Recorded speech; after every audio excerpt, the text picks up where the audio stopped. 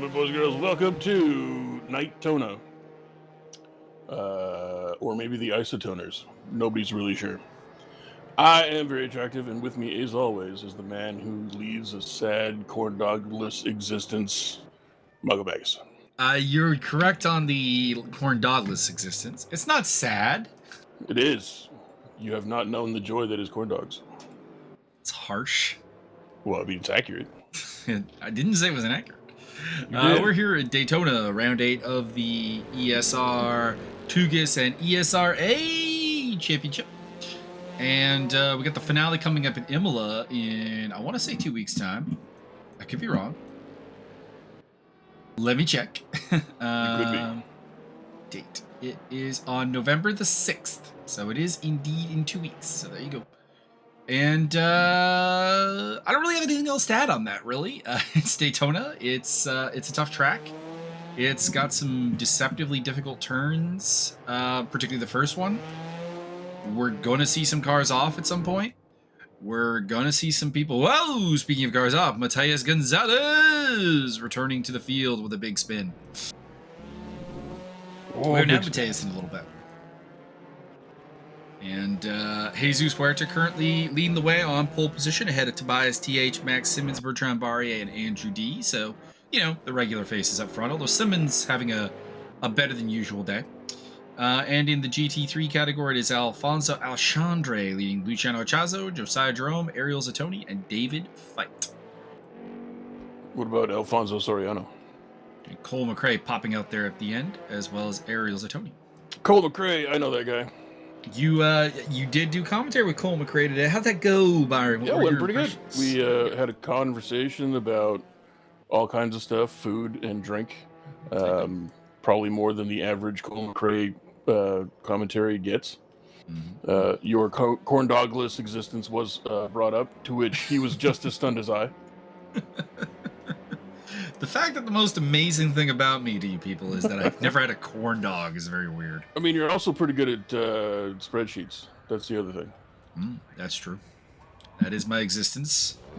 Handling the numbers and manipulating data facts through the power of Microsoft Excel, OpenOffice, and Google Spreadsheets. And avoiding corn dogs. And also Microsoft Access. Ooh. Love me some Microsoft Access. Some basic database work. Jesus Huerta heading out there as we have the warm-up here for 5 minutes. So we just got, time to kill. This is a rolling start, unlike usual. This is, of course, representatives from all three communities competing, multi-class race, the GTE Porsches, which you see on your screen right now, in the form of Jesus Huerta's car there, are the upper class, and the lower class are the GT3 cars that, at this point, if you've been watching our videos for a while, you know what GT3 is, because it comes up a lot. I actually still don't know what GT3 is. That's because you actively avoid it. Sometimes. GT3 is a class of cars with pretty much every major high-end manufacturer in the world represented. They're cars that are things that you would see in life, rarely, but occasionally. I saw one today, actually. I saw, while I was going out to get food, a Porsche drove past. Very nice. Porsche 911. But yeah, such as the Porsche 911, BMW M6, Audi R8, Lamborghini Huracan, Ferrari 488, Chevrolet Camaro, well, really the Callaway Camaro, or Corvette, pardon me. And then you got Mercedes, Honda's in there, Lexus, McLaren, of course, Bentley, Aston Martin, all that good stuff. And Streetly. All that good stuff. And they're a little bit slower. It looks like probably about 3-4 seconds slower a lap around Daytona. And it's basically 2 separate races running on the same track, which is always a little bit interesting.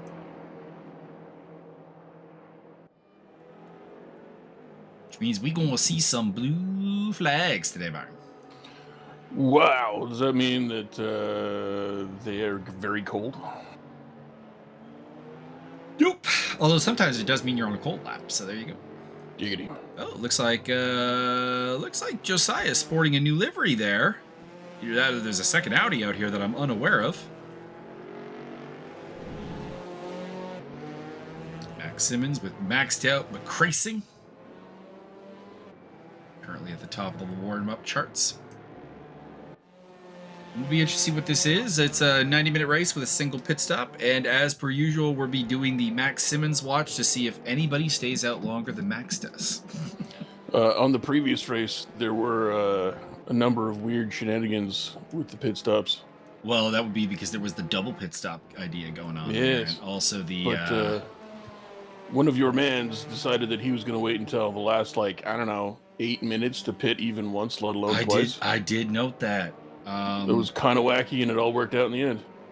It's an interesting idea, but I think long runs are sometimes used poorly because I think sometimes people run themselves into traffic via blue flags by staying out too long. I think we had that talk at Imola, actually, where Silvio Cortese stayed out really long time. I think he was the last one to pit. He'd taken the lead, which is cool, but he had run himself into actual blue flag traffic, and no matter how accommodating the blue flag traffic is, you're going to lose time through it. Mm-hmm. And at that point, you've probably stayed out too long.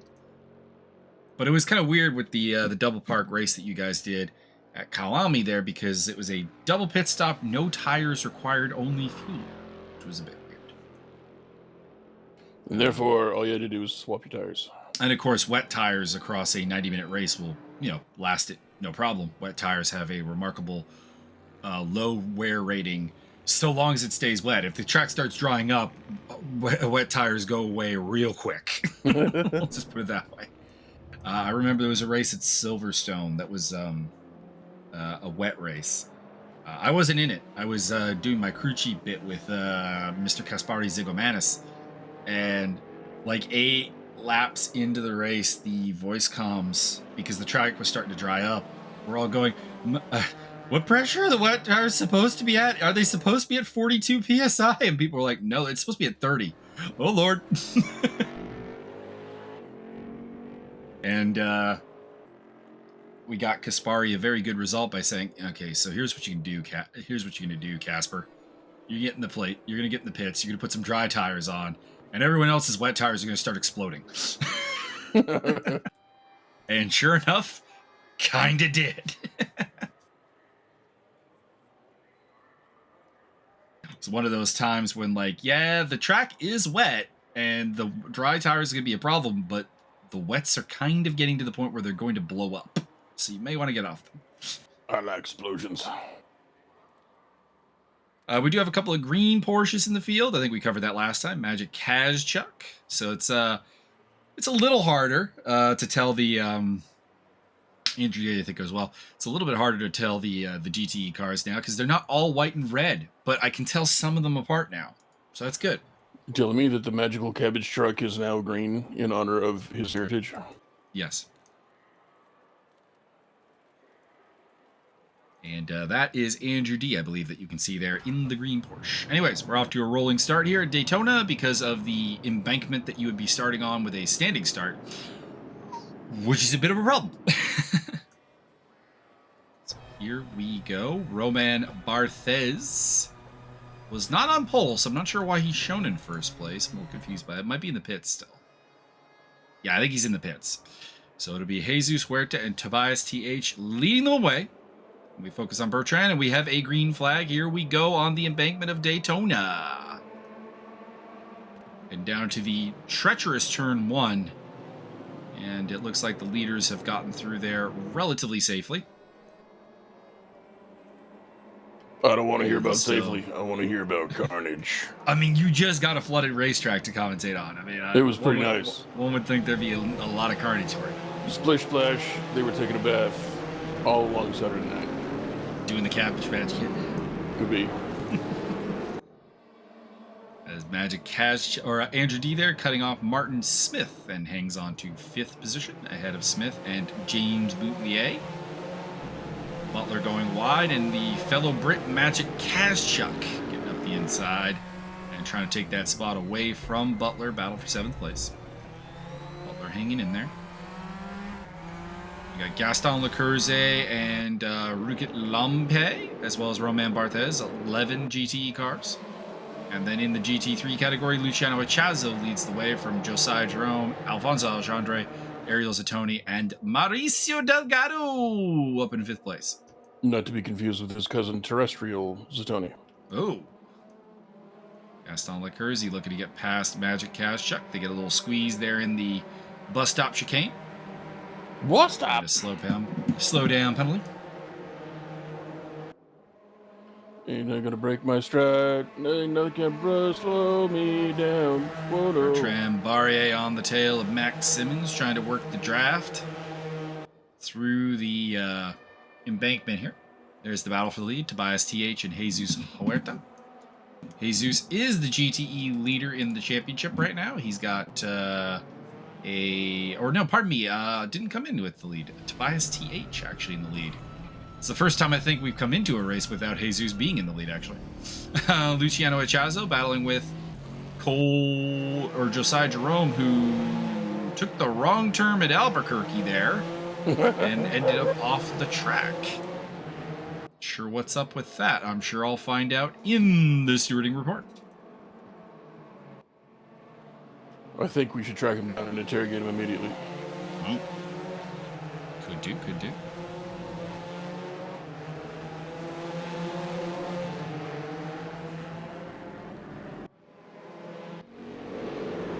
In the meantime, we got a lot of familiar faces here, but we got some new faces in the field as well, or at least I think faces we haven't seen in a while, if not completely new.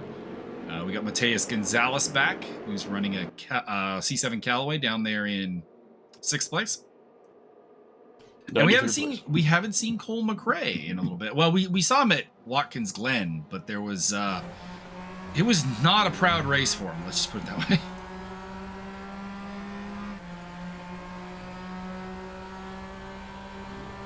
And in addition to Tobias in the championship lead in the GT3 category, it is, of course, Josiah Jerome, the winner of Portimao, Lausitz, and Nordschleife in the lead there.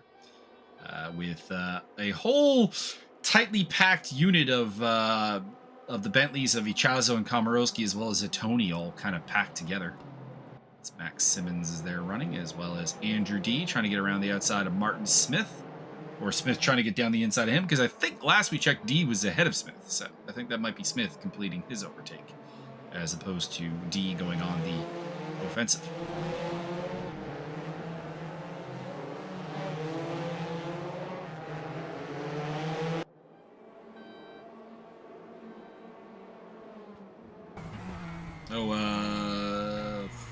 I was going to say something about the fight night the other night. Max Simmons going off the track there at one of the horseshoes. So great. One is the International Horseshoe, one is the Western Horseshoe.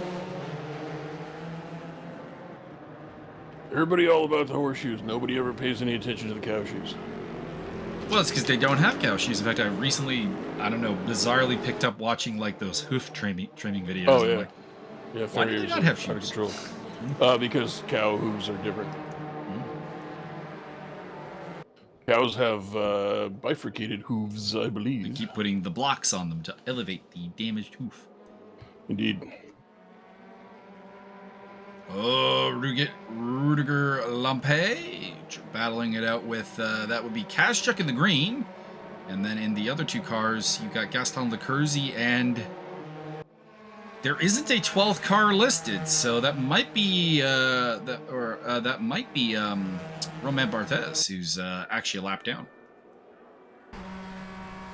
Ride on board with Bertrand Barrier. You watch enough of those farrier horse hoof trimming videos, you find out how shitty people treat horses. Yep, that's not surprising. Bertrand still hanging on to second against championship leader Tobias TH, giving Jesus Huerta a little bit of breathing room. Both at the front of the pack as well as at the Callaway Corvette off. Might be Mateus Gonzalez, or that might be Mauricio Delgado. Let's see, it is Delgado falling through the field. And a whole bunch of of Corvettes rolling up behind him there. That's Mike Magas, Vic Vega, and Steve Davidson. Victor Vega. I know that guy. Victor He was in the movie. He was.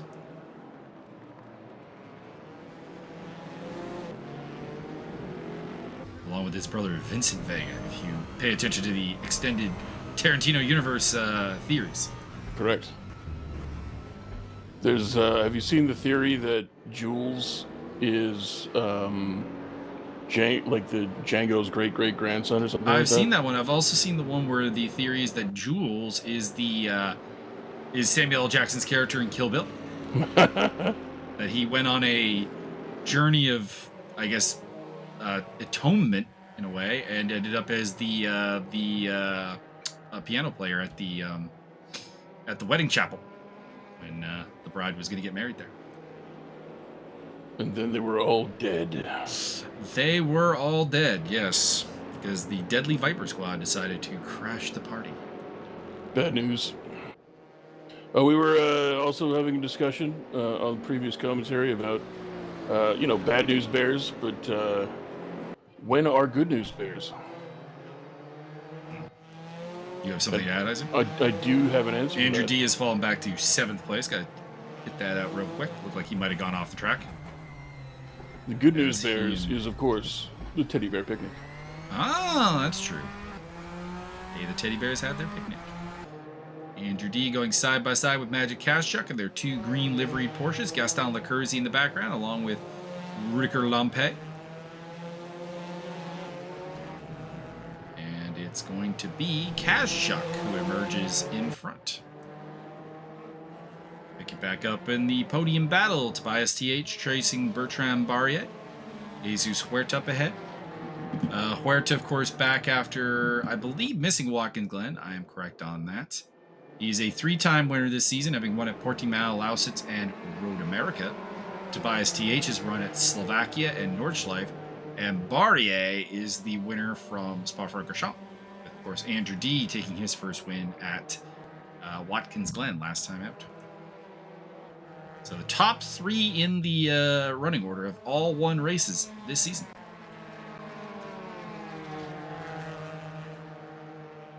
And of course, in the GT3 category, Ariel Zatoni is currently leading the way. He has a win already this season, having triumphed at Road America.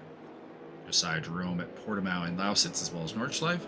Luciano Ichazo at Slovakia Ring.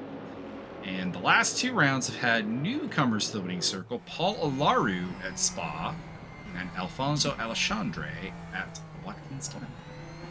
So we definitely need to open a restaurant so we can make a souvlaki ring for so the highest Hungaro of our customers. Out of Hungaro sausage. Ooh. And the highest ranking man who has not had a win this season is Cole McRae, who's up in 2nd place in the GT3 category. Dang it, Creel McCoy. We pick up Jamie Fordham as he battles with David Feit in the Corvette. Fordham in the M6, and he's going to make the move and make it stick. And that actually is Mateus Gonzalez, not Feit. Feit is the 2nd Corvette in that battle. Oh, little beaten. There's the new livery for Josiah Jerome with the maple leaf on it. I like it. Josiah giving a shout out to all the Canadians out there. Hell yeah. Although we're very reserved people, you wouldn't understand. Except at hockey games. Or Raptors games.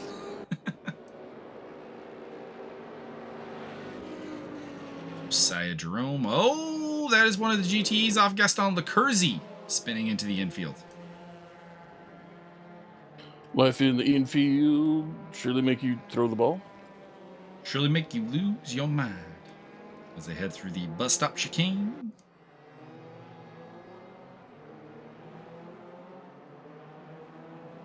James Butler on the tail of Martin Smith. Martin Smith's really been a guy who has been the big story of this season in terms of improved drivers, as he has quickly moved his way into, well, competing for a top 5 in GT right now, and he's started the season rather poorly. So congratulations to him. get a Top quick look 5 at, dead or alive. let's get a quick look at his results to go through this. So he debuted all the way back at Slovakia ring, where he finished 11th, and I want to say last. Finished 11th again at Spa, but the last race at Watkins Glen was like a new Martin Smith when he took 4th place. Now he's up in 5th. As we have lost somebody from the race. We were at 30 cars. We are now at 29 cars. We've lost one of the GT3s. Not sure who. I believe it was the guy with the thing and stuff. I don't know, okay? I don't either. Stop yelling at me. Cole McRae has been relegated to 3rd place, having been overtaken by the Audi of Josiah Hayron. It's probably that wild hooligan stuff, Neil. Cole McRae doing real good stuff right now. He's another one that's turning it around after a disastrous Watkins Glen, and what has not been happy hunting for Cole McRae, because after a Portimao 10th place, he DNF'd his only other 2 showings this season at Road America and Watkins Glen. So he's desperately looking for, something to turn this whole season around here at Daytona. Might I recommend huge quantities of cocaine? I mean, that probably does have some performance and enhancement options. Although race car drivers are not tested for PEDs, surprisingly enough. That is, well, you'd think EPO would be like on the list there, right? You just the only time I can remember a sports car or a racer getting tested positive for anything, it was Thomas Enga back in the day tested positive for the marijuana and had a win taken away from him. I don't understand why. Well, it was back in the days when marijuana was pretty illegal everywhere, so I think it was less of a PED concern and more of a listen. Bro, you're high on the racetrack. What the fuck? Here's Josiah Jerome attacking GT3 leader Ariel Zatoni. So, Cole, oh no, Cole McRae off the track again. Problems for the maxed out McRacing BMW M6. Rejoins behind John Barker and also Adam Komorowski. Moving on for big old Bentley, big old Beamer. The 2 boats of the field. Jamie Fordham getting a continuing to abuse track limit warning. That's always interesting. I applaud your consistency. In your inconsistency. We pick up the GT3 lead here as they work their way through the embankment, and that's Josiah Jerome chasing. James Butler is chasing Martin Smith, looking for that 5th place right now. And we are about the quarter of the way through at this point. Or not quite a quarter. I'm sorry, who drank a quart of whey? No. That would be fucking gross. It would be really gross. 1/6 of the way. Pardon me, I don't know why I said a quarter. About 1/6 of the way through this race. David Fight on board, going side by side with Mateus Gonzalez, looking to get up into 4th place. And Jamie Fordham very slow off the corner there. Kind of made that interesting, and I think Fight kind of backed out to avoid what could have been a very awkward moment here in this battle for now 4th place.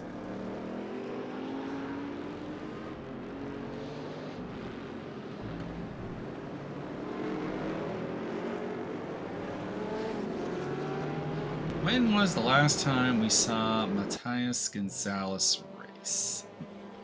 3 minutes. He did only 1 race so far this season, finishing 8th at Road America. That's his only attendance so far. Well, maybe if he showed up a little bit more frequently and applied himself, we wouldn't have to have these 2 parent-teacher conferences. He is, he's one of the guys who excited us in the multi-community event that we did previously. Correct. I don't remember. He was one of the various exciting drivers that we were trying to remember. So many new names because, 2 new communities coming into play. Mm-hmm. And he didn't quite make the impression of a Romain Barthez, but he made an impression. But then again, who does? No one really does. Romain Barthez is an interestingly aggressive and exciting racer, and I think he's out of this race. Yep. Is that gap has been going minus and like 0 for a while, so I think he might be out. I believe he may have had his skull implode. Pick up Josiah Jerome, still in second place, battling with Ariel Zatoni. Luciano Achazo in third behind there. You can see him just a little bit there in the Bentley. Fordham, Fight, Gonzalez, Alexandre, Edmonds, Barker, and Cole McRae. Your top Fordham, just look at 10. him. Top man. Correct.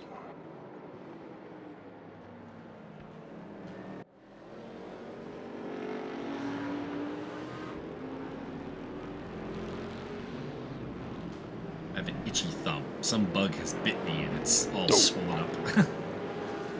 I have weird itching fits for my feet, and I think it has to do with my back. It's you get. Have you ever had like an allergic reaction that makes you itch so much that you feel it in the back of your throat? Yes, sir. It's Yes, like that, and sometimes it hits the middle of the night, and it's inconvenient. I don't like it. Martin Smith running in 6th place. He's on the medium tires. Haven't talked a lot about the tires here today. Mostly because that is Henrik Ermer rejoining things after a spin. Still, I believe the only racer we've ever commentated on with the Icelandic flag. Oh, I found out an interesting thing about Iceland. Oh. And their genetics. They're one of 2 other places. You know the Denisovans, being attacked. The prehistoric human creatures.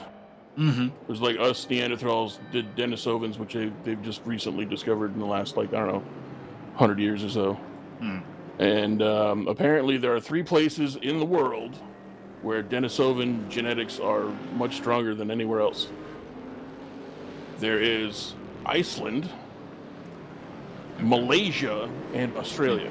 Interesting. Yeah.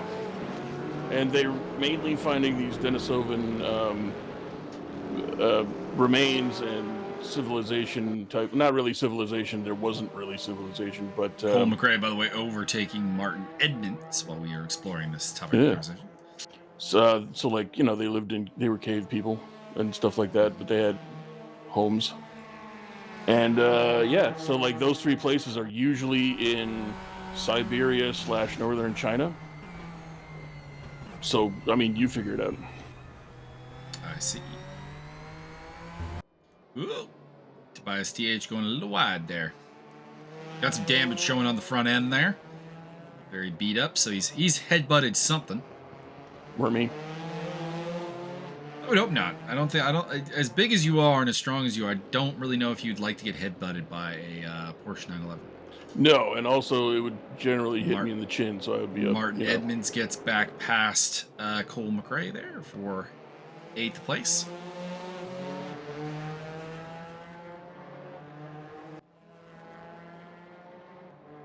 Also in that fight is John Barker and Mauricio Delgado.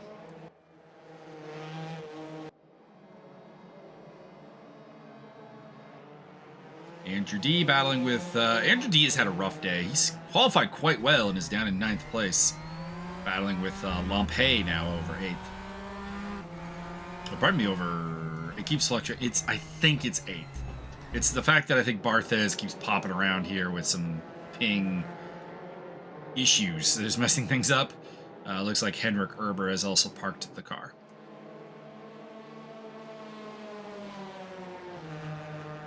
But you can't win if you park it. No, I believe his day has come to an end. That sounds like quitter talk. That's not what Federico Svanger would have done. That's true. And unfortunately makes 4 consecutive DNS for Henrik Ermer. I'm hoping he gets to the end of the race, because he's only finished 1 race this season, that being Road America, where he took 14th, and Lampe off the track there. Lampe, Josiah Jerome Lampe. going side by side with Ariel Zattoni, looking for. Oh, what the fuck's going on here? We apologize for these camera-related issues where the camera has gone upside down. It's fine. Jamie Fordham battling with David Fite and Martin Edmond. Oh, no, that's not Martin Edmonds. That's Alfonso Alexandre. That's over 4th place. Lampe falling down the order is maybe in the pit lane.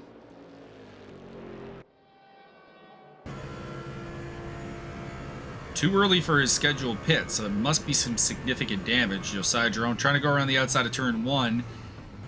Not a winning proposal, I don't really think. There is Lampe. He is crippled, it looks like, going very slowly on the apron.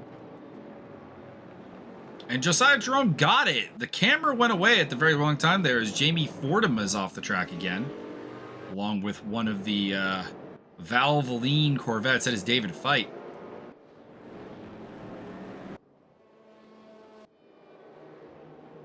Was this about a Vaseline car? Valvoline, sir. Val. So Ariel Zattoni managed to get squeezed out somehow in turn 1 despite having the inside lane. And now it is Josiah Jerome in the lead. As that is Andrew D off the track again. So some of these GTEs having an adventurous day with John Deere inspired antics.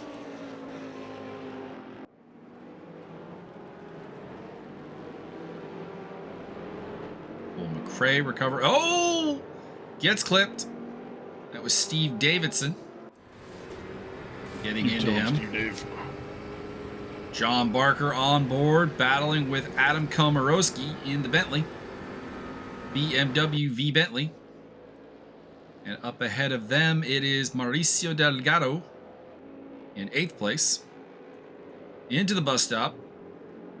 And behind them, it is Steve Davidson.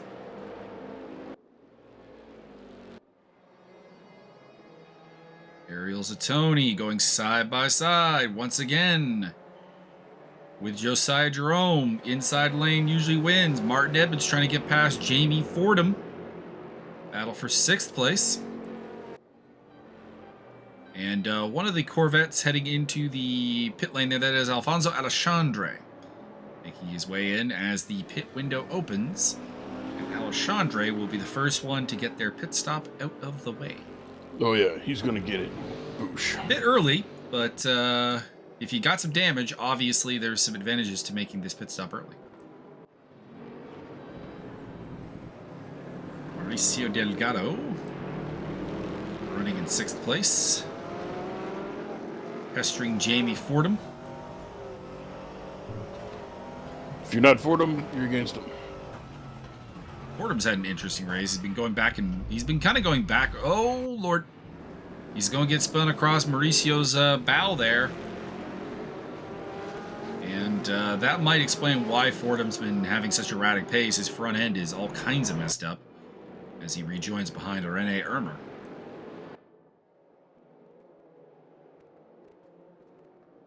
Andrew D appears to have parked the car and is out of the race. They're dropping like Vic flies. Vega spun around there.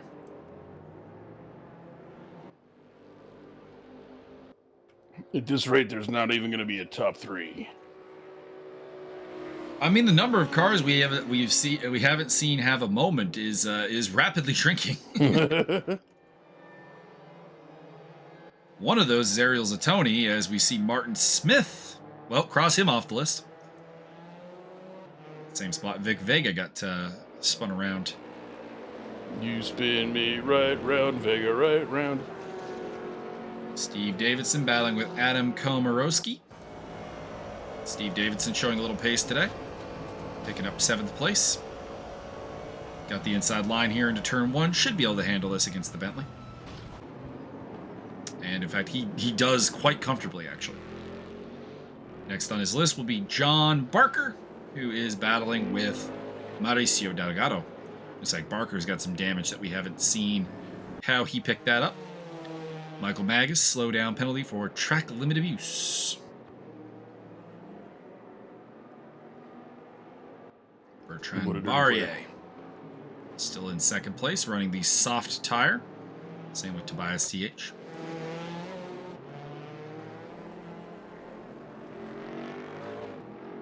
Haven't seen what Huerta's running. I know Martin Smith is running the mediums. Everyone else I think we've seen has been running the softs in the GTE class.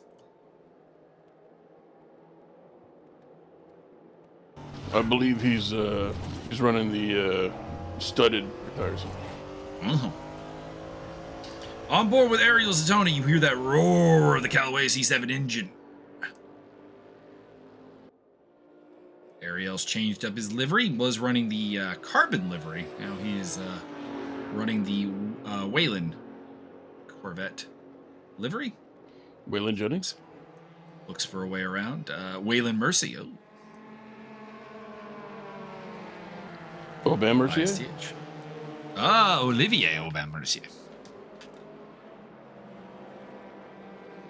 Former UFC fighter, now in the PFL. Which stands for the Professional Food League. Professional Fighters League. Oh, my bad. I had some bad information on that one. Home of the... Can't remember if it's a 1 million or if it's more. I think it's just a $1 million. Yeah, tournament. $1 million, yeah. You win the tournament, you get $1 million. You know when tournament, they throw you in a hole. Sean O'Connell got that twice and then retired. Yeah, I would too. I mean, Sean O'Connell, his intros and walk-ins were the best. And the weigh-in stuff. Indeed. That's what I meant to say. Only I didn't say it. I also liked it when the other guy was like ready for the weigh-in shenanigans. Yeah. That was always the best. I always wondered if he kind of like gave him a heads up, like I'm gonna do some shenanigans. I don't know. The Ryan Jimmo one was pretty good. He came in, and I don't remember what he did, but Jimmo had like some flowers for him. Yeah.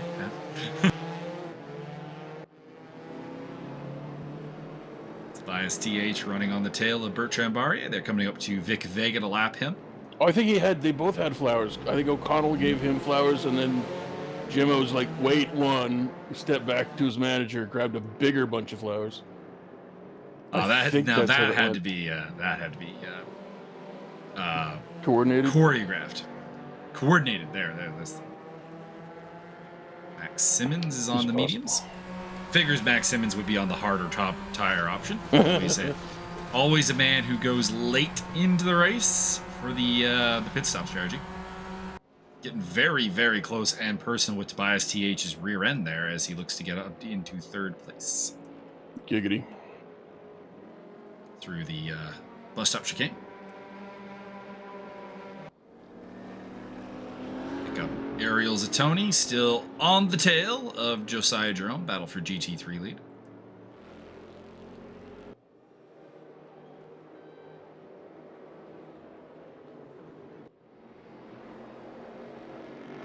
There's Mauricio Delgado on the tail of John Barker. Two of our favorite people in the field there, John Barker, Mauricio Delgado. John Barker because he actually likes my singing, which points to certain chemical imbalances within his brain, and Mauricio for being a super friendly, super enthusiastic guy. He is very excited all the time. Indeed. Max Simmons on board. He's still trying to get up onto that podium. Has Max Simmons had a podium this season? I think so. He has. He got a second place at Nordschleife. So, looking to replicate that kind of performance.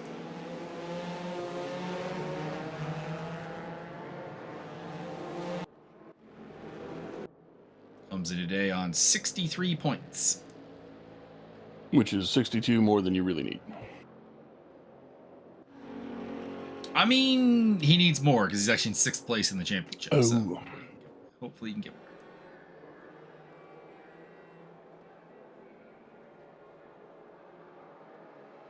Ariel Zatoni looking to make his way past Josiah Jerome, but that does not... I say it's not going to happen on the outside of turn 1, but that is actually where Josiah got through, so maybe it will.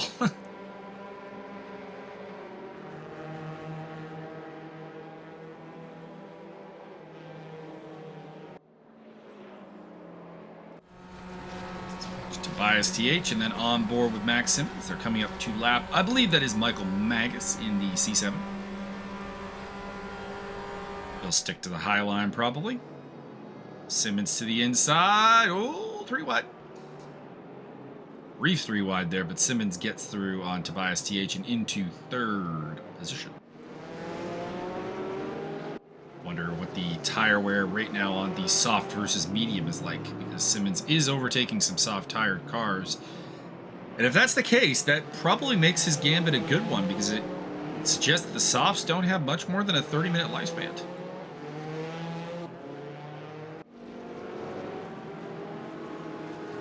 Of peak performance. I think what they should do is Alfonso put all the winter chains on there. Alexandre, drive-through penalty for speeding in the pit lane. So things going from bad to worse for the Portuguese driver, who at one point was a favorite for this championship, but then some problems with availability came into play, and he missed 3 races, and it's kind of put him down in the pack, despite a 2nd place at Spa and victory at Watkins Glen.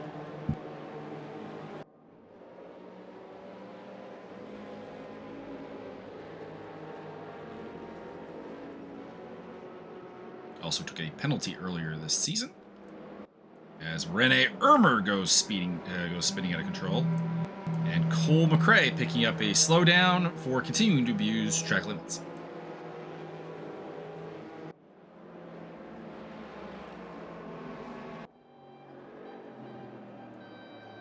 Adam Komorowski battling with Steve Davidson there over 6th place. Up ahead of them, not too far up the road, is Mauricio Delgado. And not too far behind them is the battle between Martin Edmonds as well as David White. Going to take the fight to him? Well, I'd say Fighty's trying to take the fight to him. So, spin for Martin Smith. I'm going to take the fight out for a nice seafood dinner and never call him again. Ooh, that would be very rude.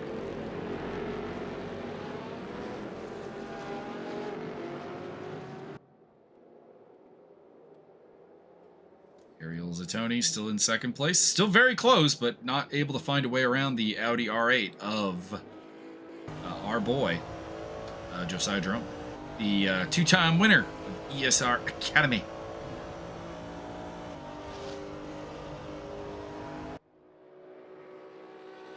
If he only did it 3 more times, he could be ESR's Booker T. That sounds like a good and proper idea. Jamie Fordham getting lapped there by Max Simmons. Simmons putting the pressure on Bertrand Barrier, Tobias TH in the background.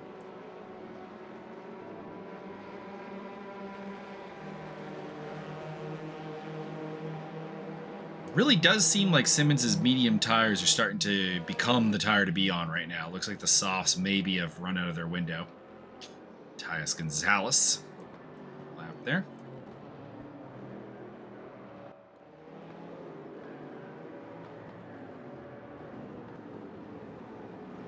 So it's Huerta, Barrier, Simmons, TH, Butler, your top 5 in GTE. And in GT3, it is Zatoni, Ichazo, Gonzalez. All Argentinian podium. Ahead of Davidson and Komorowski.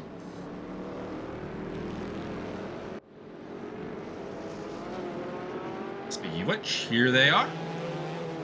Komorowski in a Corvette sandwich with his Bentley high-grade lunch meat. Giggity. Zatoni and the Wild Baloney Pony. Now you're making me want to do like a Wild Baloney livery for ACC. That would be an interesting one to make work. Indeed. Do a whole like Schneider's cool cut thing. Lukewarm cuts at best. And of course, a real cheese people livery at some point.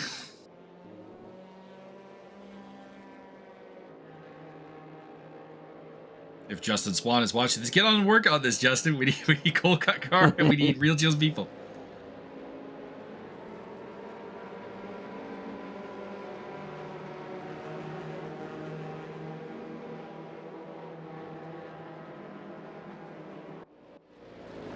Only the realest of cheese people, though. Picking up Adam Komorowski in 5th place. Still on the tail of Steve Davidson.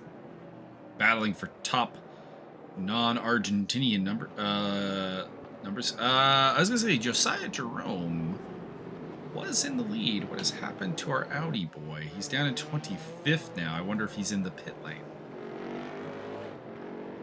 Gap is growing, so I suspect Josiah's taking this moment to go in the pit lane. Michael Magas and Rene Ermer fighting over 12th place. Very close battle there. Ermer just hanging on around the outside. And we'll see what Magas can do here. Looking down the inside of the International Horseshoe. And Ermer loses it. Backs way off the track. That's a very safe recovery. Battle of the Beamers, Cole McRae and no, pardon me. This is Jamie Fordham and John Barker. Cole McRae is the other BMW in field.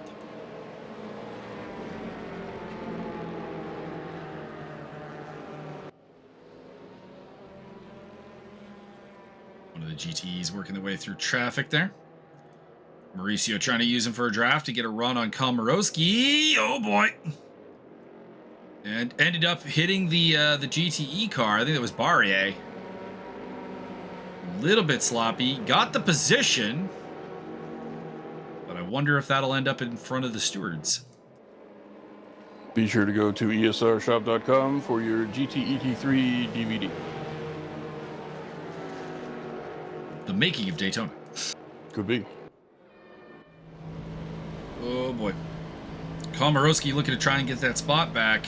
There's a GTE around the outside, and he is going to get through and be like, please, gentlemen, please do not murder me. Just let me go about my way. I'm not racing you. So we're all friends here. Oh, some contact banging between one of the GTEs as well as Mauricio Delgado. That's not how you make friends. You had Mauricio and less Ricio and average Ricio. Or just Avicio. An appropriate amount of Ricio. Standicio as well. Whoa. Now you've gone too far. What? It's just a standard amount of Decio. Perhaps. If that is indeed your real name. It's not.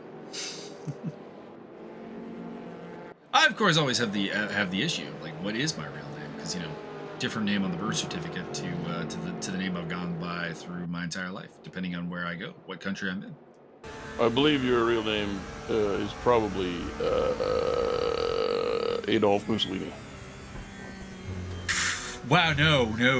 What? Why? Neither Mussolini nor Hitler had a lot of time or patience for my people.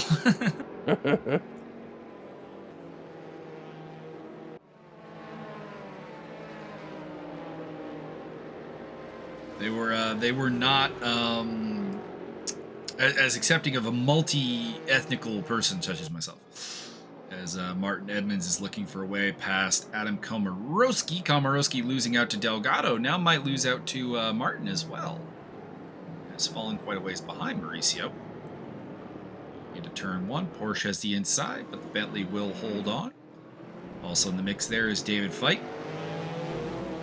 Pick up Max Simmons. Looks like Barrier has gotten caught up here in the blue flag traffic as he goes down the inside of Maurice. Might be Mauricio, might be Steve Davidson.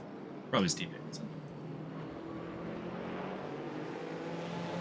This is where ACC's got it a little bit better because ACC in the window will have the driver name, like a little short form. And not the case in race room.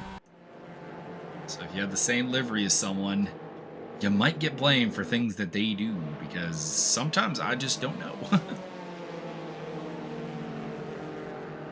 A couple other pit stops have happened. John Barker's been in, Vic Vega, Wayne Hutchison. Looks like we have lost Alfonso Alexandre as well as Josiah Jerome and Roman Barthez and Andrew D and Henrik Ermer. So down to 24 cars out there, and we might have lost Rudiger Lompe. Looks like he's still running. I feel like he should be down more laps if that stall actually took him out of the race, but we'll see. We'll see if that number just keeps growing. Tobias TH in 4th place, the GTE Championship leader.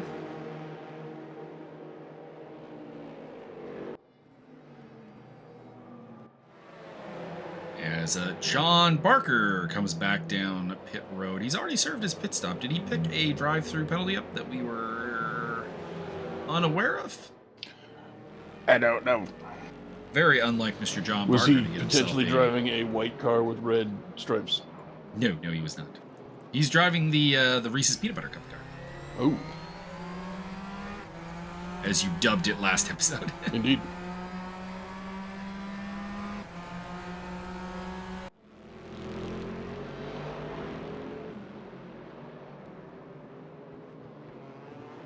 Gaston Lecurzi drive-through for speeding in the pit lane. It's not good for him. He was having a not amazing run to begin with. Wayne Hutchison having a moment there. Cross Wayne Hutchison off your bingo card. He's now had a spin. We're running out of cars that have not.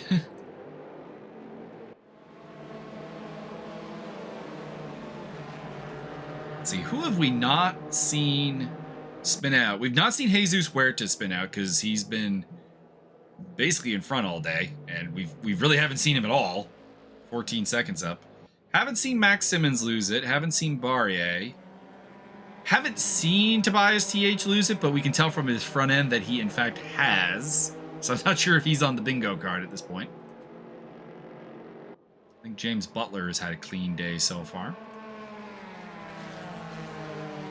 David Fight using track limits for a slowdown there.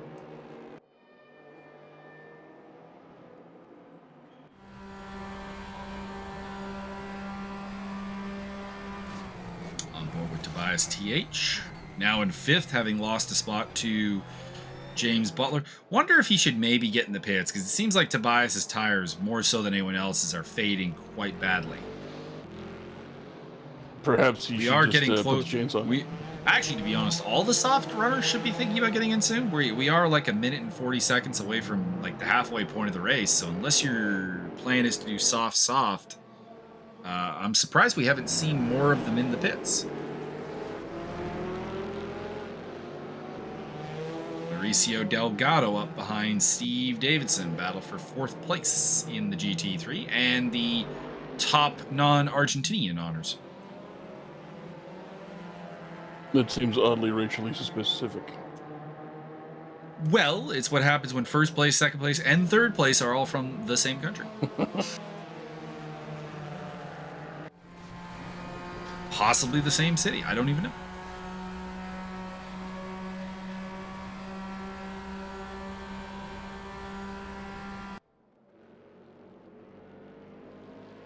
I know the MPB boys are all from the same city in Argentina. So, food for thought. TH getting a slowdown for abusing track limits there as we were watching. Max Simmons is picking his way through the field, having taken Barrier for 2nd place. I just think that anyone on soft tires should be getting down in the pit lane right about now, and it looks like we are going to get Bertrand Barrier in. Okay. One of the Bentleys also entering the pit lane.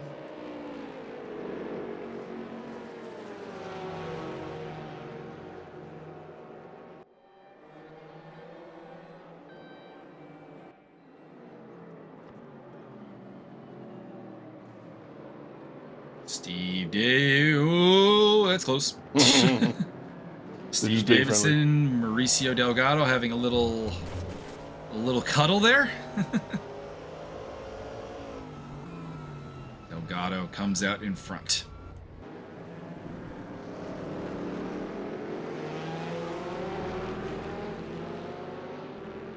All right, so it was Luciano Ichazo who was in the pit lane along with Bertrand Barrier.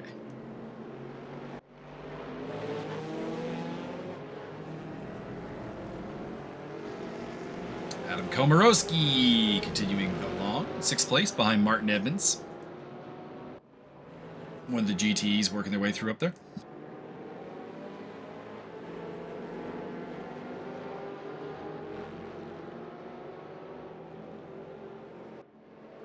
There is said GT lapping Steve Davidson.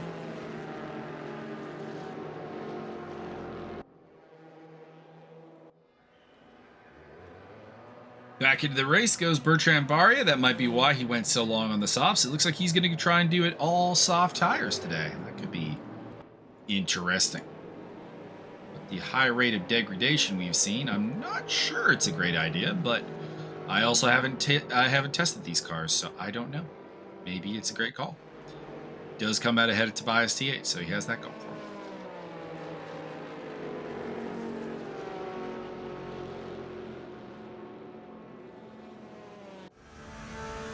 Number of cars going down to pit row there. Martin Edmonds, surprisingly enough, one of the ones that's going longer. Surprising because, well, if you've been paying attention to our commentary, Martin needs tires. Martin not only needs tires, but he needs many tires. Of nigh indestructible nature and form. Well, he's up to third place on the long run, so we'll see how he does. Keep an eye on it. It's been a reasonably solid season for him after starting out in the GTEs and changing to GT3. Finds himself with the best result of third place at the Nordschleife. And a couple of fourths as well. Took fourth at both Lausitz and at Road America. If you are racing the GT3s, do you have to be on DMT? You do not. Is it optional?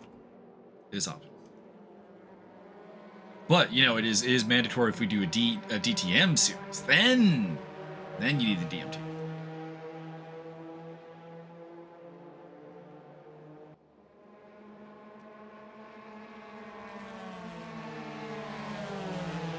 We've announced another multi-community event. Same guys, us, eSRA, and TUGAS. It will be the GT2, which is a relatively new car to race room, and GT4s. The GT 9.5. James Butler defending against, or attacking, pardon me, Max Simmons. It's past him. So Simmons made a mistake at some point. Coming down the inside, trying to get that spot back. And I'm not sure who that is in the background. I think that's a lapped GT car. Martin is in the pits, along with Adam Komarowski, hitting from third and fourth in the GT3 race.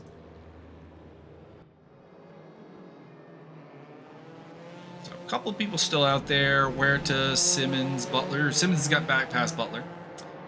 Ariel Zatoni, Mateus Gonzalez, Martin Edmonds, and Komarowski are in the pits now. And then Jamie Fordham and Michael Magas, along with Rudiger Lampe, yet to pit. Although Lampe was in the pits, it just was before the window. Speaking of pits, I'm going to go take a pit stop myself. Okay. Fill time. I can do that, Black Snow.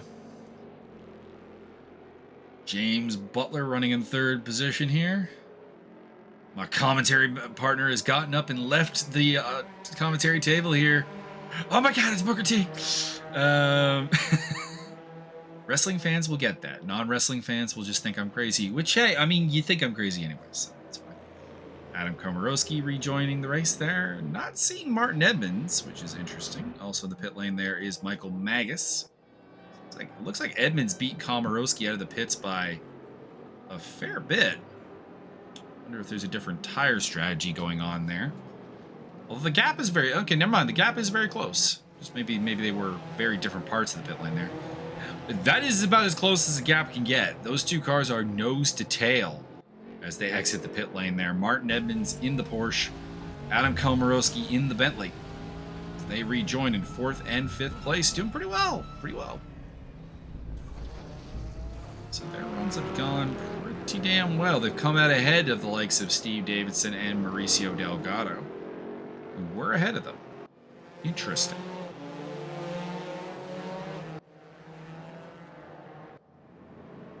James Butler off the track, and Michael Magas gets a speeding in the pit lane penalty as him and Jamie Fordham rejoin the race.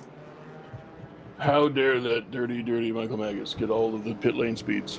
So actually, this was an interesting pit lane speeding penalty because I've looked back at the replay, and normally you get a speeding in the pit lane penalty for coming in too hot. Basically, you get in the entrance, you don't get quite slowed down before the pit lane.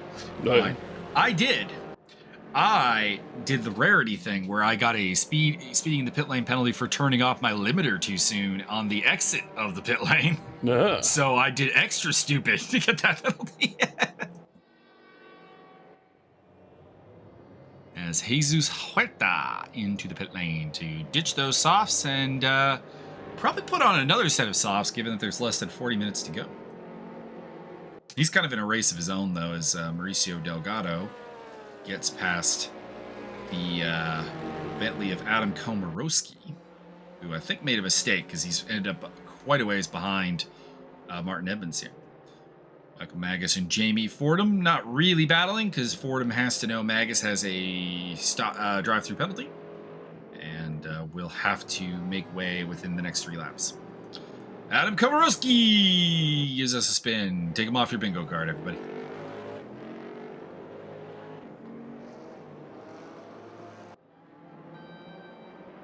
It's back on there and rejoins. Behind Cole McRae. Michael Magas in for his drive-through.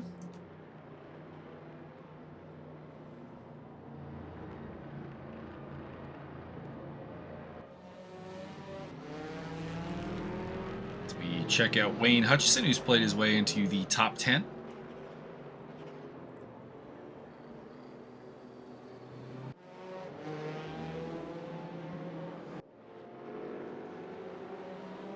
Slow and steady, Wayne Hutchison makes up ground throughout the race. And there is Mauricio Delgado, who's kind of the opposite of that. A very exciting driver.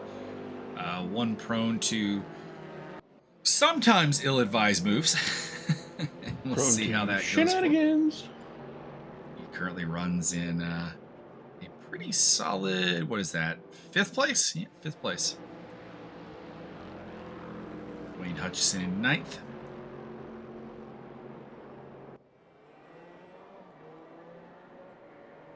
Bertrand Barrier running in 4th position. Or 3rd position. Looks like 3rd. 75th position. That's behind Jesus Huerta, as well as the still yet to pit Max Simmons. Simmons and Zatoni, the 2 leaders yet to pit, along with Lampe. And of course, Lampe will probably be the last one to pit because he pitted earlier before the window opened. So he's been into the pits already. So presumably he can go deeper than anyone else, but he's having a real rough day, as Mr. Lampe.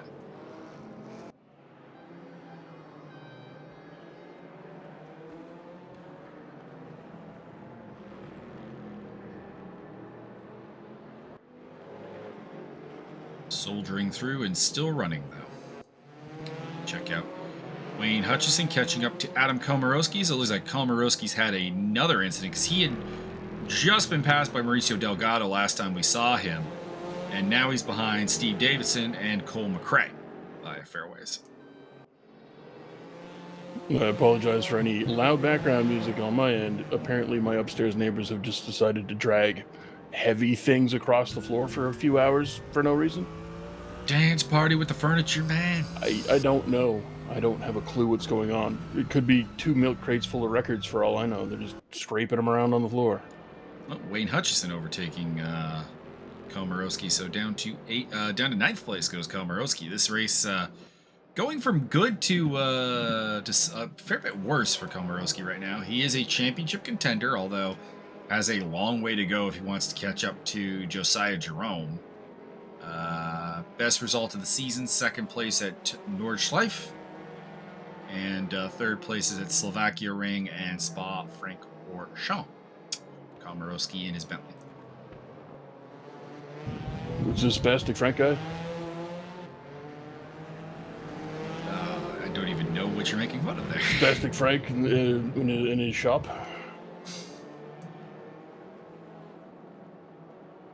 Bertrand Barrier running in 3rd position, trying to catch up to Max Simmons, who has been in the pits.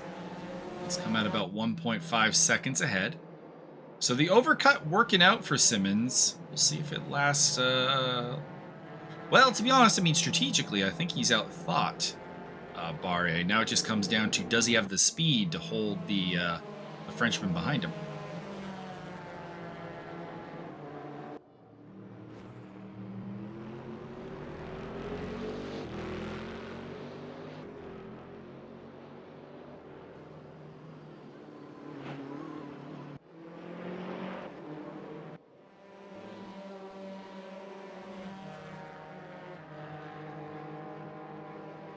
RA's season has been a bit of a hit or miss one. Obviously, the race win at Spa-Francorchamps, a big moment for him, as well as the podiums at Watkins Glen and Slovakia Ring. But on top of that, you do have the DNF at Nordschleife, and you do have maybe leaving some points on the table at Portimao and Lausitz Ring and Road America. But I mean, who really does want a ring full of lice either way? Everybody does. Gross.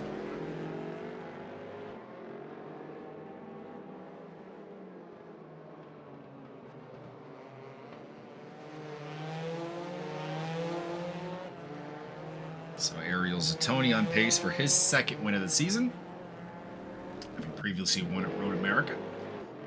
So with all the Americans and Canadians in the field, it's a bit of a surprise that 2 of the 3 American races might be won by Argentina's Ariel Zatoni. It's all a bunch of collusion. And in the GTE category, it looks like Jesus Huerta will take up a long missing 4th win. He won the first 3 races at Portimao, Lausitz Ring, and Road America. Has not won in the last 4. So looking to pick up his 4th one here. And take that championship lead back from Tobias TH, who is in 4th place.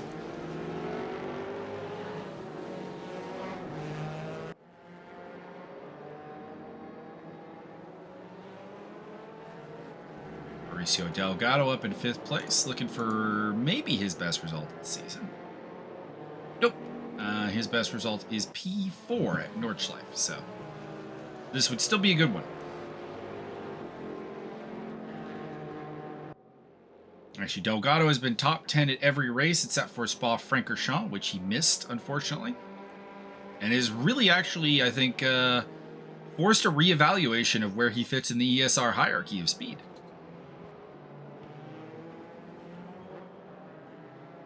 I believe he belongs at the speediest end of the speed. You know what? That reminds me. When was the last time anybody heard from actually Speedy? It's been like years. I haven't heard from him in a while. No, it's been a while. I know he was a little unhinged, but... Oh! Mauricio getting passed under blue flags there by the GTE. A little bit sketch. But gets the job done without incident. Adam Komorowski still running in 9th place behind Wayne Hutchison. Headed Jamie Fordham. Fordham's having a bit of a rough run here. His season started, of course, very well with that second at Lausitz Ring in the second race of the season, but coming off one of his worst rounds yet, where he picked up the 11th place at Watkins Glen, and of course, penalties have been a problem. Picked up a pair at Slovakia Ring, as well as a additional one at Spa-Francorchamps.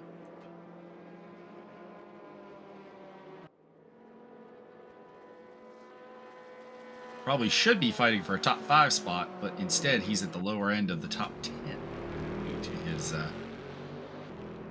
penal issues. You going to jail? Only racing penal. Which, of course, reminds me of the John Malkovich line of my own proclivities are of somewhat of a subject of penal lore.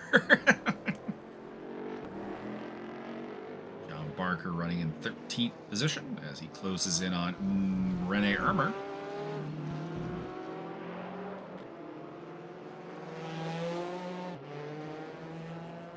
Now I kind of want to watch Con Air again. Oh yeah, did I tell you about the You did. screw up? You did. Yeah. Yeah, that was wildly hilarious.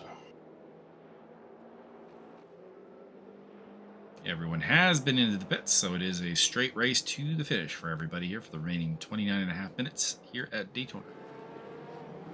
Last third of the race coming to you here. Coming live on tape delay. John Barker running in 13th place. Had a drive-through penalty, otherwise I think he'd be higher up in the order. Mauricio Delgado runs in 5th place. trailing Martin Emmons. Throughout this whole thing, Martin's come out in 4th place, so he's doing quite well for himself in the Porsche. Not a track that the Porsche is expected to really exist. No, not. That's a little harsh. Excel at. You keep telling me how absolutely trash the Porsches are. It's not that they're trash, it's just that they're a little bit unusual to drive. Pick up John Barker, catching up with the other Porsche in the GT3 field, Rene Ermer, as they start up another lap. Oh, John, that's the wall.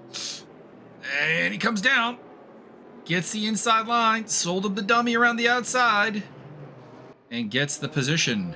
Nicely done. I think if we were to ask John Barker and we got an answer, he didn't intend to hit the wall there. Would be the one thing he probably would have changed. But he sold the hard outside move, picked up the inside line, and now has 12th place ahead of Rene Ermer.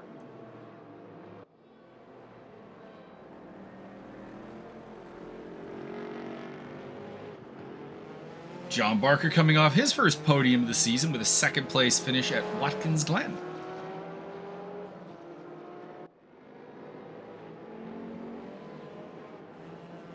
His first trip across the Atlantic this season, because he, of course, missed the Road America round. And it'll all finish up in the Honda Motorsports Hunter Ferrari country, despite there being no Ferraris on the grid, of Imola. And all of Byron's favorite pasta-themed corners. Indeed. You got to go around the Stromboli Strait and all the way into the Lombarduzzi thingamabob.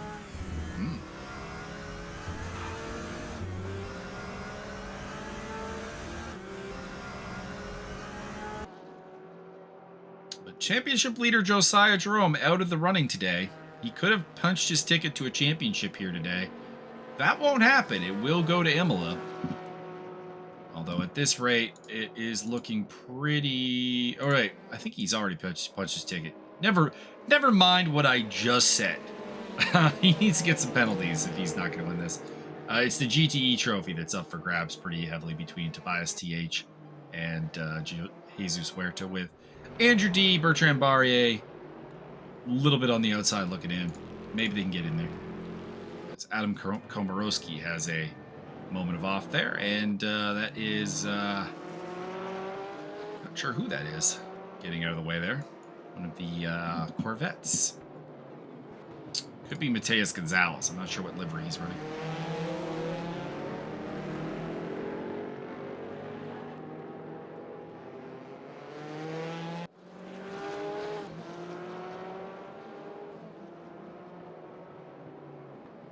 Something happened to Max Simmons. He's out of the race, so we won't get to know if the long overcut strategy was really the way to go, because I think James Butler is the only one we have for comparison purposes at this point, but he didn't go that long.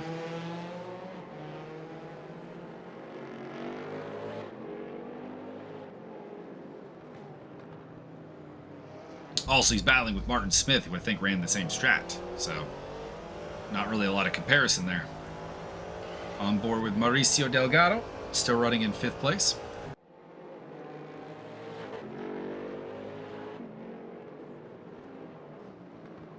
"25 minutes to go and change around Daytona."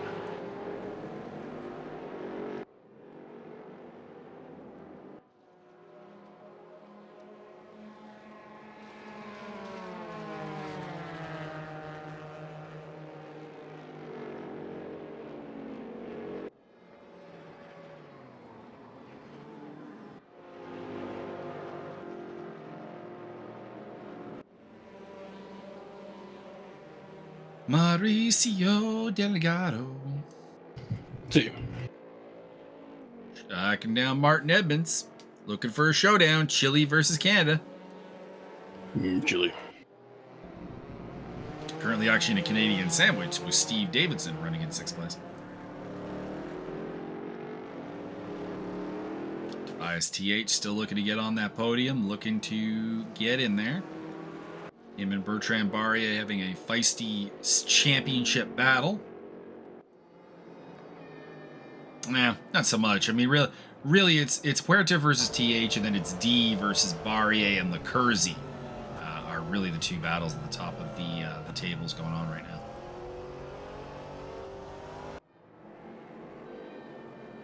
In fact, if things stay as they are, Barrier will pull dead even with Andrew D in the championship for third place. And then they have to fight to the death. It is unfortunately, D has had a pair of DNFs this season, one today and also one at Lausitz, whereas Barrier only has 1-0 on the board, that being Nordschleife.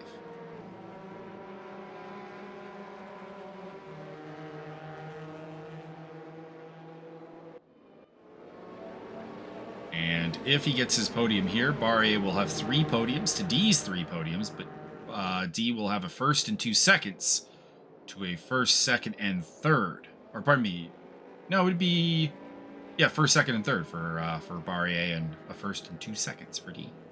Very interesting seasons the two have had. Very, very, very even.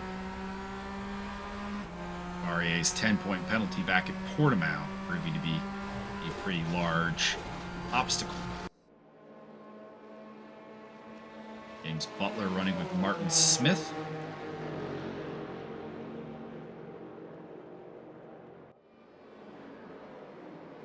Getting close together again. Butler on the outside, Smith on the inside.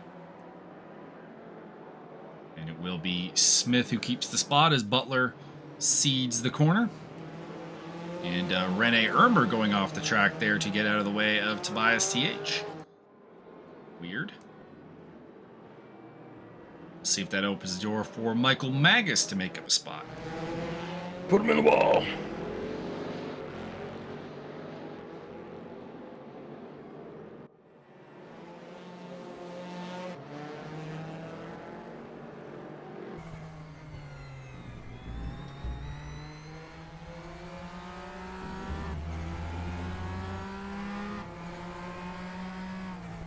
Hit window is closed.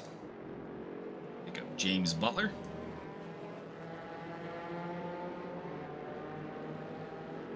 Still running in a 5th behind Martin Smith, so it's Huerta, Barrier, TH, Smith, Butler, Kaschuk, and Lecurzi, the only 7 GTEs still running at the front. Lampe is down in 8th place, but with a bunch of GT3s to make it way through, and he's actually laps down to them. And then in the GT3 category, it's still Zatoni, Ichazo, Gonzalez, who have had the top 3 for some time. Martin Edmonds, Mauricio Delgado, Steve Davidson, 6th, 7th, Cole McRae, 8th, Wayne Hutchison, 9th, Jamie Fordham, and 10th for Adam Komorowski.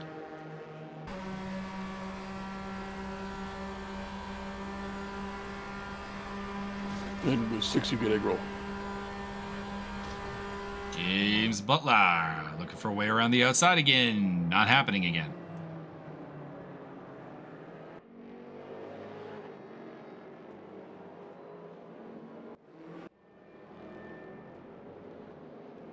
Actually, it looks like he did get around there. It looks like Smith made a mistake. Opened the door up in turn 2. And Butler took it.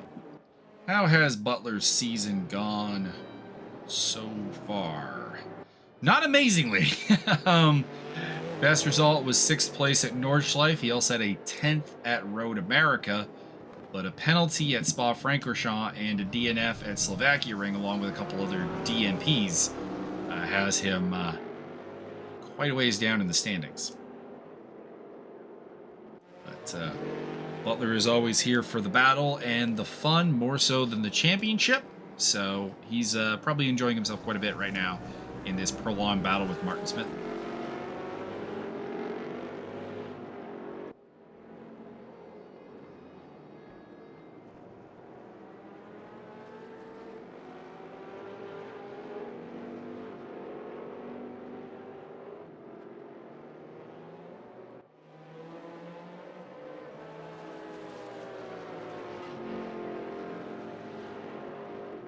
Picking up Mauricio once again.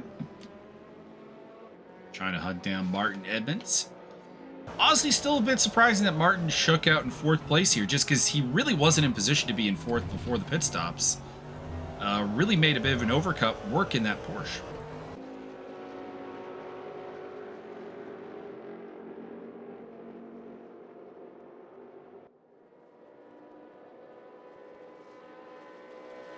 I heard that Martin replaced his tires with live badgers, and they just run really fast. Probably would provide more grip than his tires do at the end of the race. It's the toenails. Although the track doesn't like it too much. They have to resurface the track after you do that. Doesn't come out of my paycheck. You're not wrong there.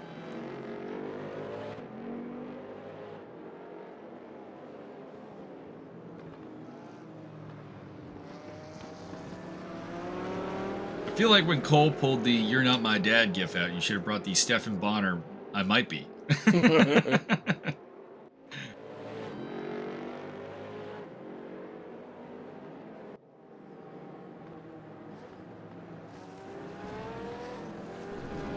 Steve Davidson is closing in on the back of Mauricio Delgado and Martin Evans, looking like he'll maybe have a say here in the last sixth of the race.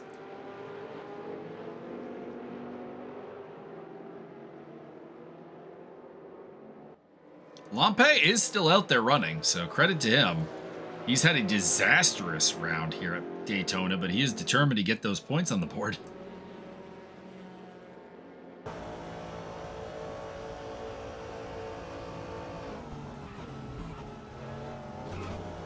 Coming off a strong 6th place at Watkins Glen.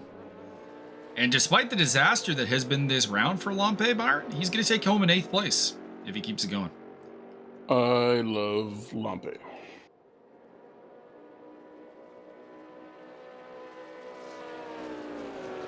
Do you really love Lampe, or are you just saying things? I don't know about love. That might be a strong term. Mauricio Delgado, here we go. Outside of Martin Edmonds. Won't get into turn 1, but that Martin has been saying this whole time that Porsche is very weak on the embankment section, the oval, and both these Corvettes are pretty strong here. So,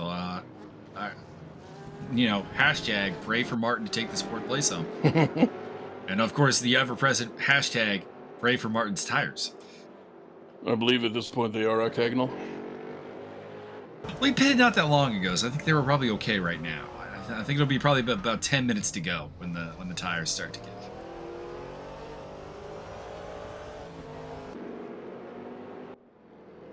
He's got 2 angry Callaway C7s in behind him, Mauricio Delgado and Steve Davidson, who would love to make that 4th place their own.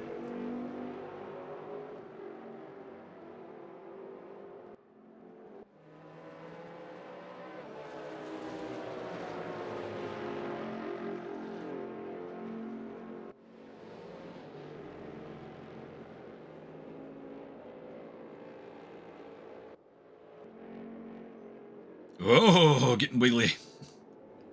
Mauricio cuts the bus stop chicane. We were able slow to down come penalty up with only. A great name for the Higgs team. They are now to be known as the Higgly Wigglies. Oh, that's been there a while.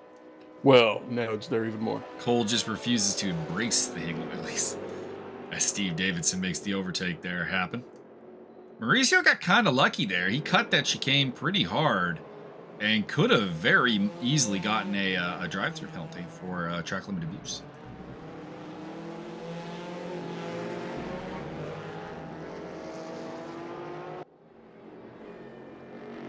And look at some blue flag action there. And then back to the battle between Edmonds, Davidson, and Delgado over 4th place in the GT3 category. Davidson Figueiredo. Oh, Davidson Figueiredo. Very good fighter. Very good. Not so much his brother, Francisco Figueiredo, who is kind of average.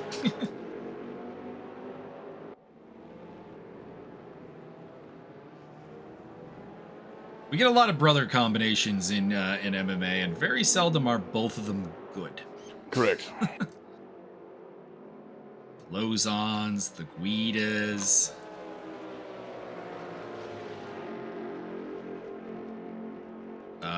The Dowkhouses. Although, I don't know. Both Dowkhouses are fairly good. It's just the smaller of the two, Kyle Dowkhouse, is obsessed with trying to beat you in every aspect of MMA, and it just does not work out for him.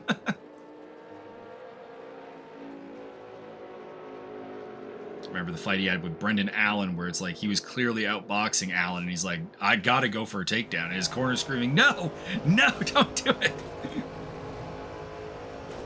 Because no one really should want to grapple with Brendan Allen. That guy's a killer. Unless, of course, your name is Kyle Shorthouse. Well, if you're like, Jacare or something. Outside goes Steve Davidson, looking to get past Martin Edmonds. Martin's got the inside line. Little rub. Porsche remains ahead of the 2 Corvettes.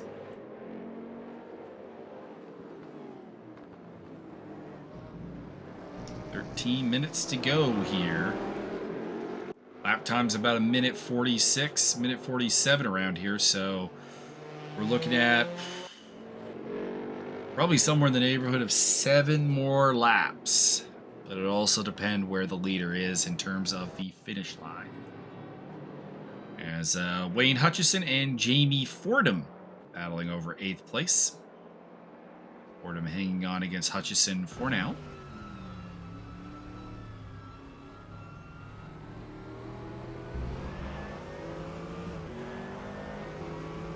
And to make matters a little bit more messy, there's a GTE to deal with and a second GTE to deal with coming through.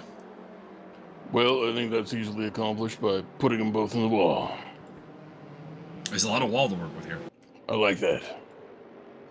All right, like Mauricio trying to get past Steve Davidson into the bus stop. Does not work out this time. They'll have to save it up to try to outrun him into turn 1. And of course, Martin Edmonds is loving this. Yes, battle. Let the hate course through your veins. Go to the dark side. Darth Edmonds. Look at the gap Darth Edmonds has pulled out here. He is truly the master of the Sith right now.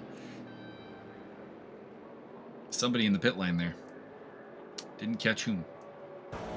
I believe it was Jimmy Huff. Well, I mean, that would... Oh! Wide on the entry for Delgado. Wide on the exit for Davidson. And we're back to where we started with the 2 of them.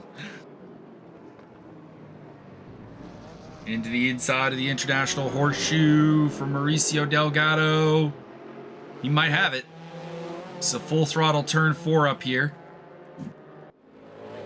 Not going to be a lot of opportunity for Davidson to fight back until we get to the Western Horseshoe. That's turn 5. There it is. And we cut over to Martin Smith. No offense, Martin. Not sure why the auto director has made that decision. Oh no, one of the Bentleys is in the wall. It's either Luciano Echazo or that is Adam Komorowski. I think it's Komorowski because his gap is growing and Echazo's is not. So Adam Komorowski in the wall, dropping down the order behind Cole McRae, Jamie Fordham, and Wayne Hutchison. And he'll be in the clutches of John Barker probably before the end of this race. Let's see how that goes. Steve Davidson has lost the spot to Mauricio Delgado. We didn't get to see that. The camera went to show us Martin Smith instead. Down the inside for Davidson. Can he get the job done? Harsh battle here between 2 dudes with identical liveries. Kill them all. Put them in the wall.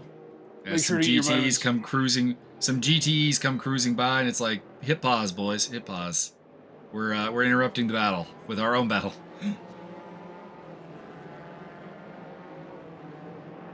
James Butler ahead of Martin Smith behind Tobias TH. Noted Mauricio Delgado getting lapped. Noted Italian national Jameson Butlioni. This is kind of ugly when two battles intertwine themselves. You got a GTE fight going on, or that. You know what? There are no GTEs that close. It could be Barrier and TH, but it doesn't seem close enough. Wonder if that one of those GTEs might actually be the blue flagged car of Rudiger Lampe. They are mixing it up with the battle for 4th in the GTE category or GT3 category.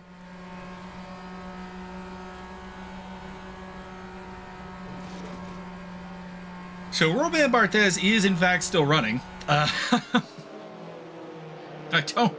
don't understand what has happened with him. He's too hardcore. Very confused. Steve Davidson now off the tail of Mauricio Delgado through the battle there. See if he can put the pressure back on here in the last tenth of the race.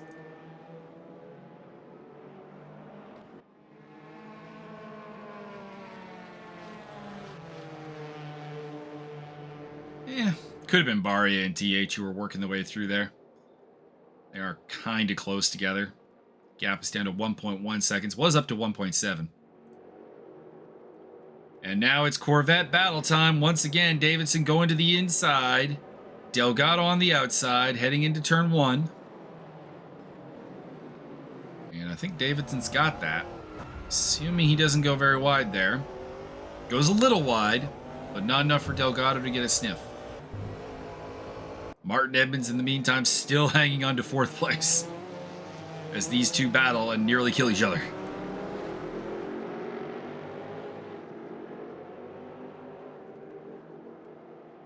And suddenly there's a meteor strike, and they're all destroyed. Oh, that would be not good at all. That'd be an interesting April Fool's. We've now put in enhanced weather. Actual meteor strike. Just throws out massive blobs of hail. Yep.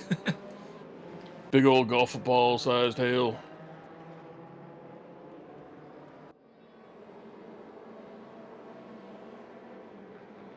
I liked the mech warrior online April Fools, which was you logged into the game and all your mechs were gone and had been replaced by a toy mech.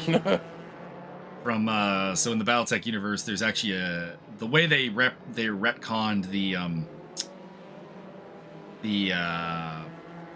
actual BattleTech TV show, which was, I think, overly criticized but wasn't terribly good. Was to make it a TV show from the Propaganda Network, and then this launched into a second one from the Clan Propaganda Network, where it's Clan Spaniel versus the evil monkeys of the Inner Sphere. And instead of your mechs, it's like, here is your Spaniel Clan mech. That's fucking funny. And it was like a really, really, really square looking mech that kind of looked like a dog on 2 legs. Mauricio and Steve Davidson battle it out once again in turn 1. And Davidson hanging on.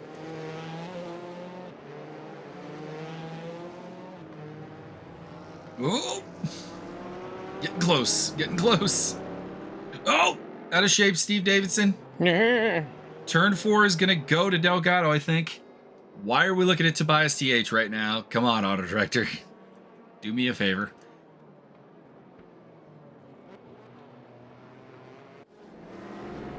And there we are, back to the battle. There we are. This is the battle we want to see. Steve Davidson on the tail of Mauricio Delgado. I don't mind going to see check in on Tobias TH and Bertrand Barry every so often. They're having a good little fight. There's not a bad fight going on for second place in GT3 between Ichazo and Gonzalez. Wouldn't mind checking in on that every once in a while. But this is the fight right here. Battle for Corvette Callaway honors. Number 77 livery. There can be only one. And it's Davidson versus Delgado. My goodness.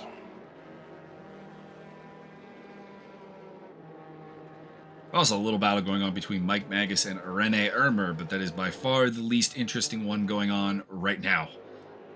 They are quite a ways down the order and about 2 seconds apart.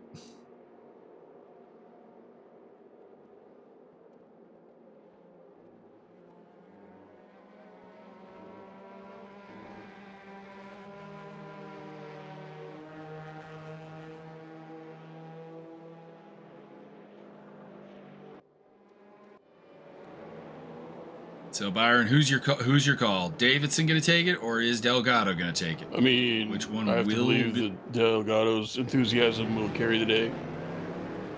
We're going with the enthusiasm. He is ahead right now, so it's probably a good idea. It's probably a good pick.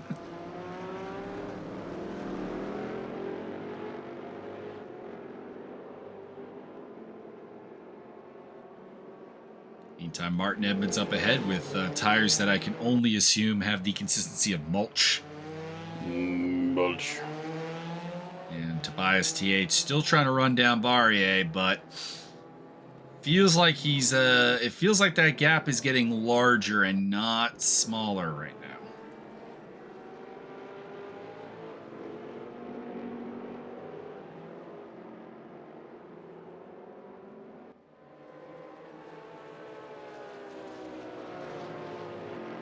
Meantime, Ariel Zatoni and Jesus Huerta both doing their best Mike Stobmill impression, leading by respectively 31 and 25 seconds.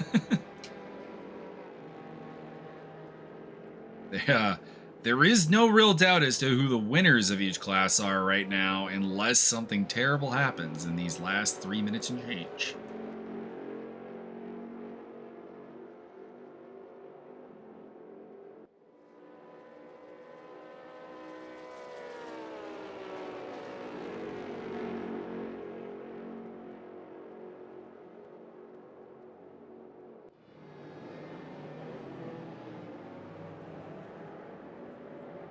Still enjoying the fact that Roman Barthez exists outside of space and time right now. It's a bit weird.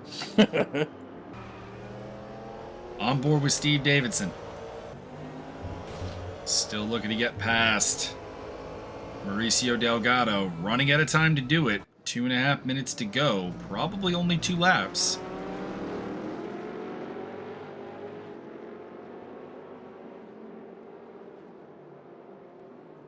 It has been a 51 lap affair so far today.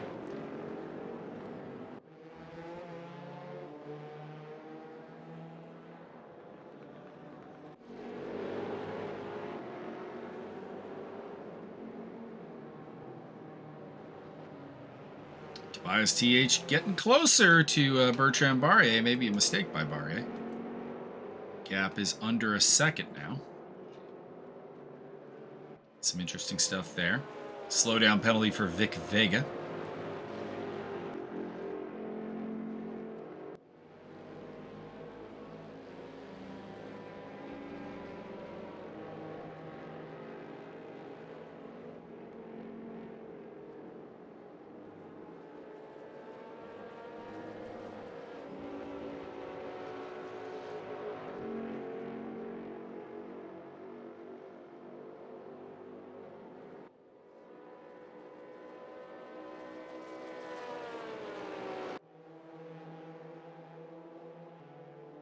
Tobias TH getting ready to start what probably will be his final lap.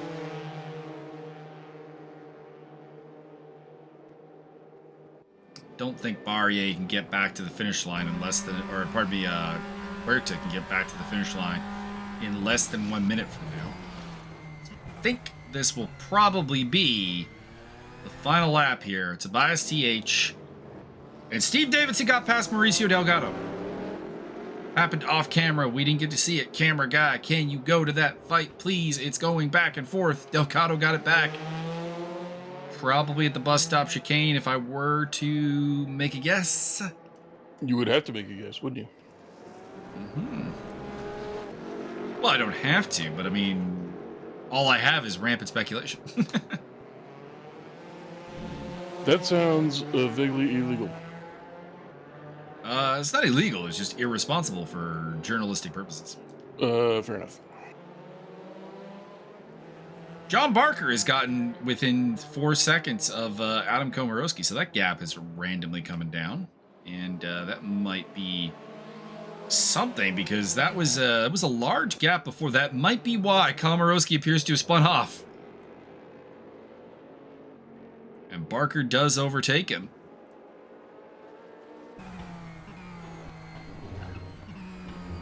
Tobias TH through the bus stop for the last time. And onto the oval embankment. Jesus Huerta is your winner. But who will be second place? The Frenchman or the German? Neither. They're from Alsace-Lorraine. Oh, the Alsatian and Lorraine. The sassy Alsatians.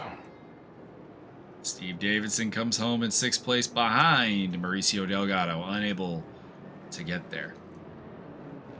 So it is Zatoni and Huerta your winners of each respective category today.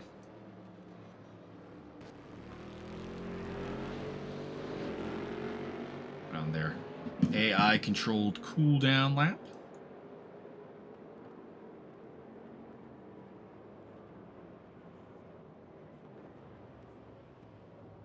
Interesting note, Ariel Zatoni, the only GT3 to get onto lap 51. The others only completed 50 laps.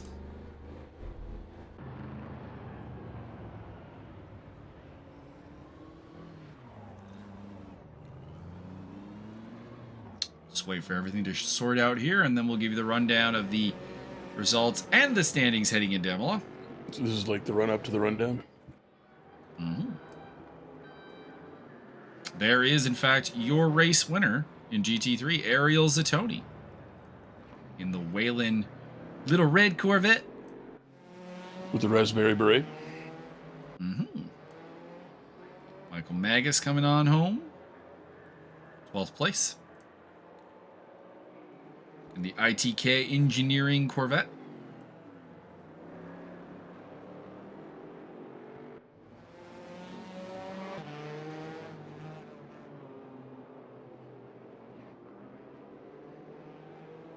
There's your final results. Jesus Huerta, your winner from Bertrand Barrier, Tobias TH, James Butler, Martin Smith, Magic Kazchuk, and Gaston Lecurzi. Ariel Zatoni takes the GT3 crown ahead of Luciano Echazo, Mateus Gonzalez, Martin Edmonds, Mauricio Delgado, Steve Davidson, Cole McRae, Jamie Fordham, Wayne Hutchison, and John Barker, your top 10.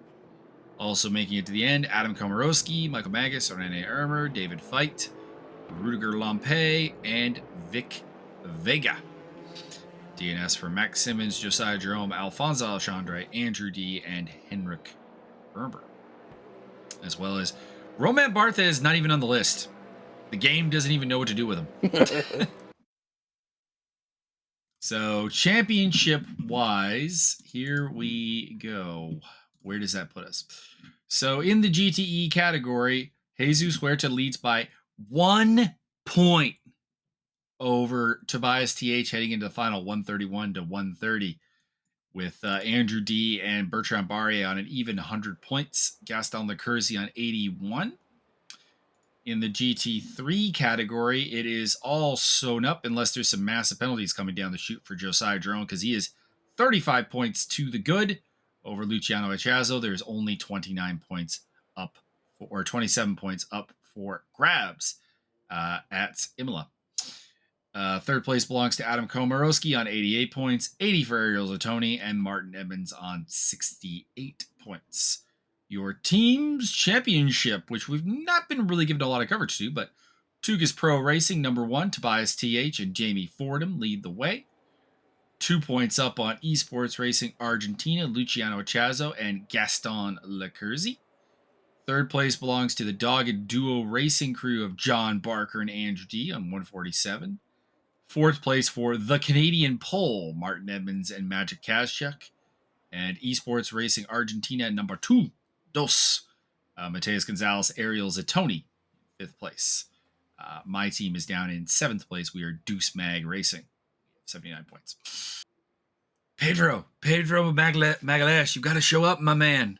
I need you. Vote for Pedro. We're battling with AGN Shock and Maxed Out McRacing for honors of not being last. Anyways, Byron, do you have any final thoughts to finish off this commentary? I have found that pudding is often an excellent substitute for virtually any other substance.